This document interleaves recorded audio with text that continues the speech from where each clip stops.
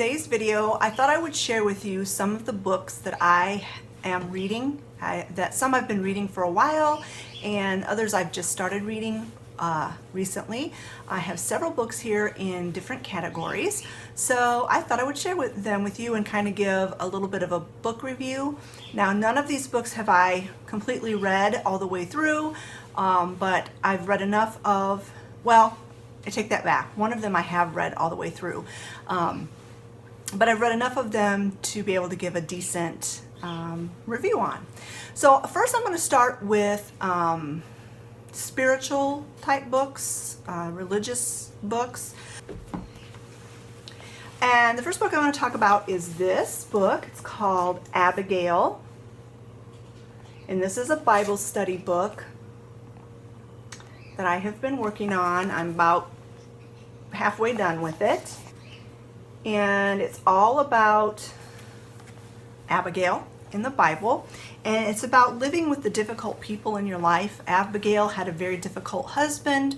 And so the story of Abigail is all about how she dealt with her difficult husband and how she remained a peacemaker when her husband was not a peacemaker. He was just the opposite of that.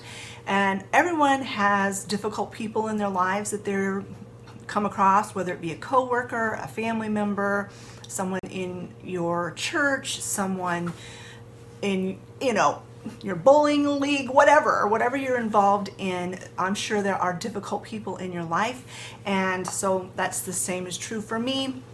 And I have found this book very, very helpful, and I've really been enjoying it. If you would like to get this book, you can go to reviveourhearts.com and look for it there. It's not very expensive. I think it's less than $8, and it's well worth the investment. And of course, going along with that, I have been reading my Bible, and the reason I want to talk about this is because I just absolutely love this Bible.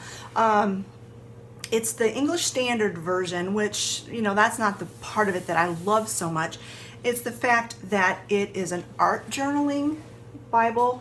I had bought one of these for Olivia for her birthday, and at the time these Bibles were on sale, and so I liked it so much that I went ahead and bought a copy for myself. And it's just beautiful. This Bible is just absolutely beautiful. Of course, the words in the Bible will stand alone, and they're beautiful all on their own. But let me just show you, at the beginning of each chapter is artwork, and it's just gorgeous. And then throughout the Bible, there's also pages of artwork. And like this is Ezekiel. This is the first one that I just turned to. It's all in the gold. And then the artwork kind of has something to do with what that book of the Bible is about. As you can see, this is an actual heart, like a human heart. So Ezekiel's talking about your heart and what matters in your heart. And then, let me see. Well, this isn't the beginning of a book, but this is like some of the artwork that's within the Bible. And it says you can like doodle on these pages, color them in, whatever you want to do. But I just think they're so beautiful on their own that I don't want to do that. I don't want to mess with it at all. And then this is another one. I actually saw this in my Bible reading this morning. I noticed this page and I just thought it was so pretty. It's like a night sky with lightning bugs, and it's the first page of Philippians. I just thought that was so neat. And just like I said, every single book of the Bible, the very first page, like the title page of the book, is artwork. And then they have artwork throughout the Bible, drawing particular verses out. And I just absolutely love this Bible. If you're in the market for a new Bible, I would definitely look into getting this Bible. I got this Bible from christianbookdistributors.com, and I have no idea if it's still available or not, but I will, if I can find it, I will leave a link to it in the description box below. And then the next book it's a faith-based book, but it's also history. And then this is the book that I have read. I've actually read this book numerous times, at least twice all the way through, probably even more in my lifetime. And it is The Hiding Place by Corrie ten Boom. And the reason I'm reading this again is that our small groups in our church has small groups that meet once or twice a month, and then every 3 years the groups change, so that you kind of get to know more intimately the different people in the congregation. But this year our small group is reading this book. And so I've really been enjoying this book a lot. If you've never read this book, you need to. It's about Corrie ten Boom and her family. They lived in Holland, and during World War II, they hid Jews from the Germans. And they ultimately got caught, and they were all sent to concentration camps. And it's about how they survived in the concentration camps, and not everyone in her family survived. I'm not going to give any kind of spoilers, but family members of hers died in the concentration camps. Corrie ten Boom herself did survive, and she went on to live to be, I don't know, near 90 or in her 90s, and she wrote this book. And she did speaking. She went around and spoke to different places, and she wrote other books too, I believe. But anyway, this is the story of her life, and it's very, very good. If you love history, especially World War II era history, you will really love this book. Now, the next genre of book I want to talk about is actually natural healing or health book and / recipe book. I recently purchased this book, The 28-Day Plan for IBS Relief.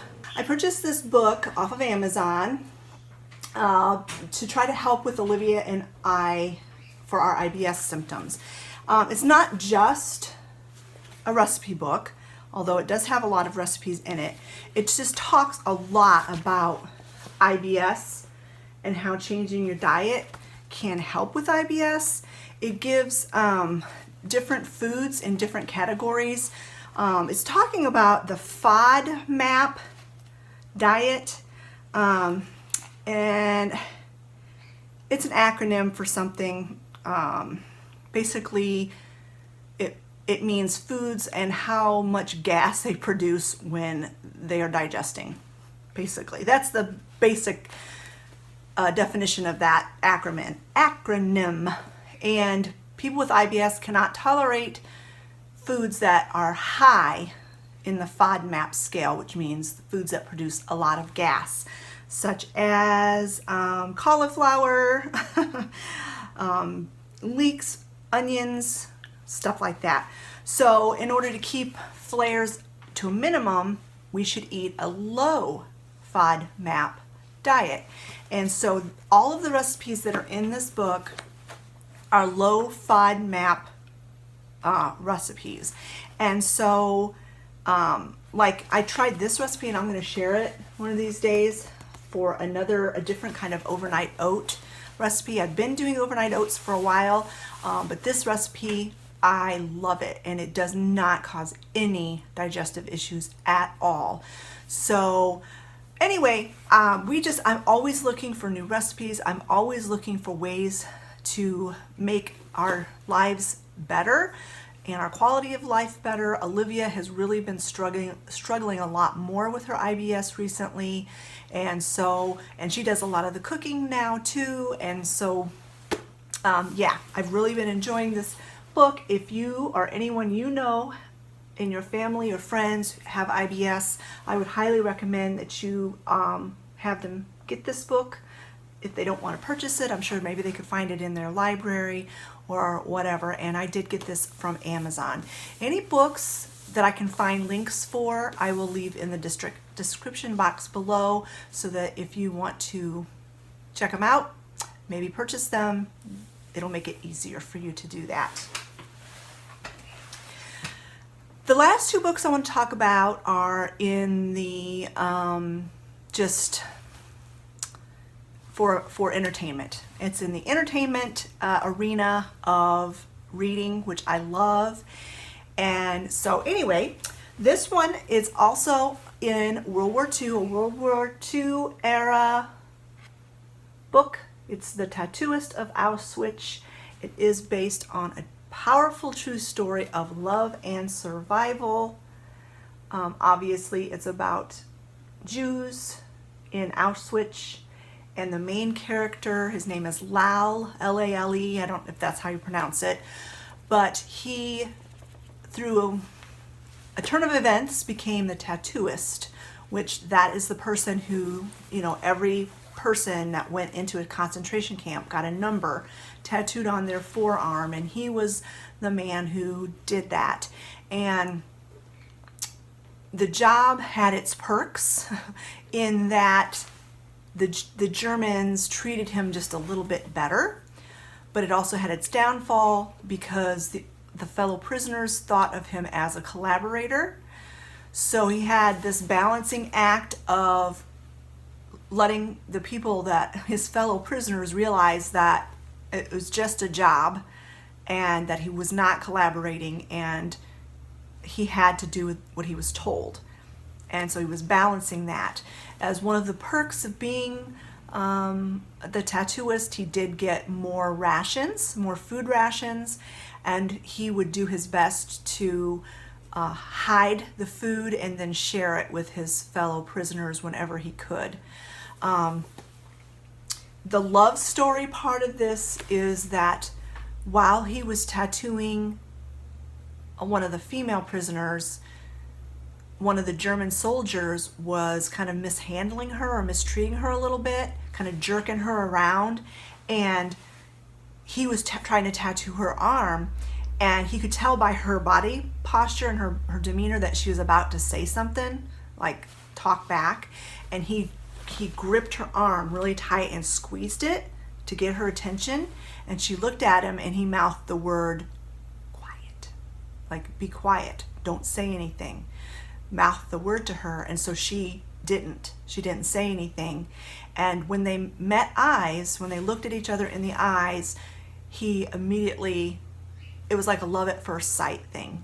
And so I'm about that far into the book, and at this point in the book he has just learned her name, and they meet on Sundays. They don't have to work, they kind of have the day off. And so on Sundays, they have been kind of walking the perimeter of the camp, just talking and getting to know each other a little bit more. But it is based on, like I said, based on a true story. So I am anxious to hear how this turns out. As a word of warning, it does have some language issues in it, as in some bad words.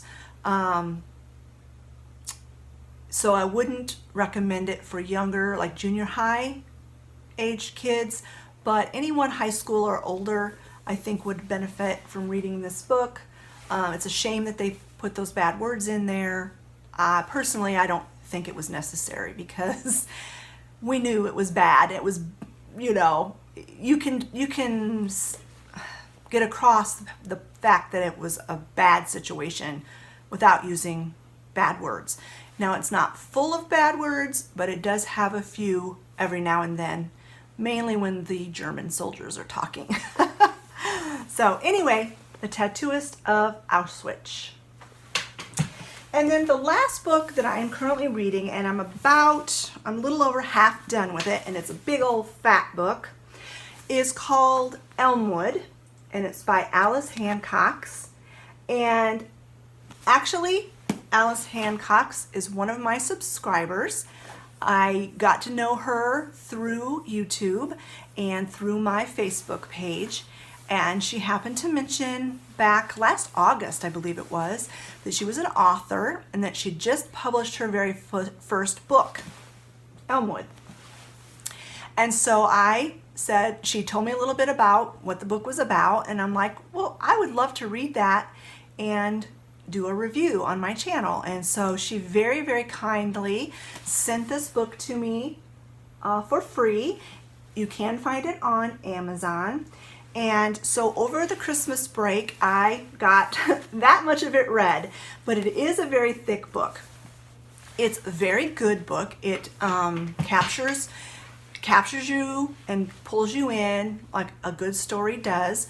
The only thing I would say, and the reason why I haven't finished the book yet, is that the subject matter is pretty dark. It's set in England during the 1850s, during the late 1800s, early 1900s in England, and it's about the conditions in workhouses. Alice is English, and so she is writing about her country and her country's history. And I don't really know much about workhouses. I do know they were bad, and the poor went there, and the conditions were really not great. This is the story of a girl named Willow, and this is a work of fiction. This is not based on any true story. I mean, I'm sure the events did happen, but it's fictional. This girl named Willow, she was conceived out of an act of rape. The secondary character of this story is Willow's mother, which at this point we haven't heard a whole lot about her and what's happening with her. But anyway, Willow was conceived in rape. Her mother was thrown into the workhouse when she was in labor, about to give birth. So Willow was born in the workhouse and was raised in the workhouse.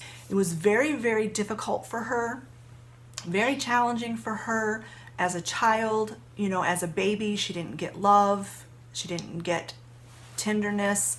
And when she turned 5, she went from the nursery to the next level up of the workhouse with the other children, and it was just a very, very difficult upbringing. Starvation, not enough vitamins, malnutrition, beatings, torture, basically, hard work, too hot in the summer, too cold in the winter, just a really, really bad situation. When she was 16, she was old enough to leave the workhouse as long as she had a job to go to. And through some mutual friends in the workhouse, she got a job as a cleaning lady in a brothel. She was not a prostitute, at least not at this point in the book, but she did clean the bar downstairs after the next day after a night of revelry with the men and the prostitutes and stuff.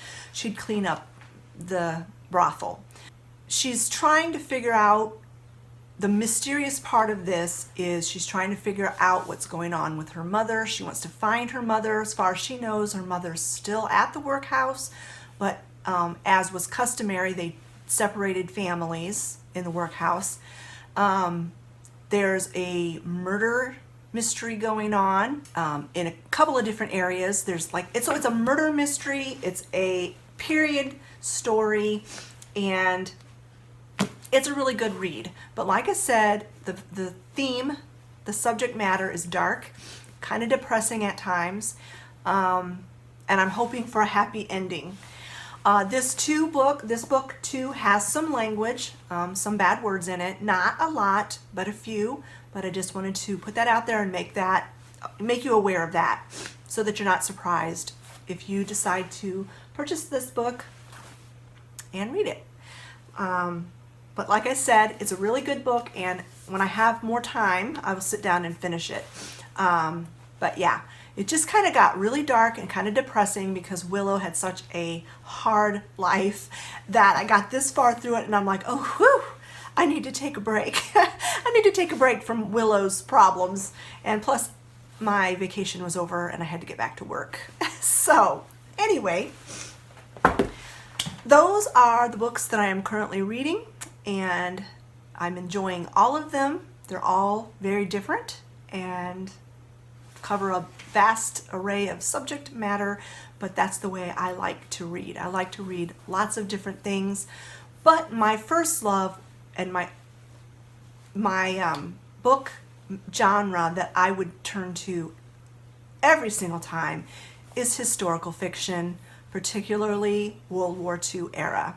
All right, friends, I hope you enjoyed this video. I hope you will look into some of these books if any of them have piqued your interest, and that you would give them a try, particularly Alice's book, as that is the first book she's ever written, to kind of support her and to encourage her to write more. Look into purchasing her book. Thanks so much for watching, friends, and we will talk to you later. Bye-bye.